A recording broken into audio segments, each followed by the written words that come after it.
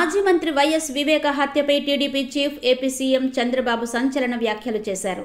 మంగళవారం అసెంబ్లీలో ఆయన మాట్లాడుతూ వైఎస్ వివేక హత్య కేసు పలు మలుపులు తిరిగిందని, ఈ కేసులోని కొందరు ముఖ్య నిందితులను అరెస్టు చేయలేక సీబీఐ వాళ్లు కూడా వెనక్కి వచ్చారని అన్నారు.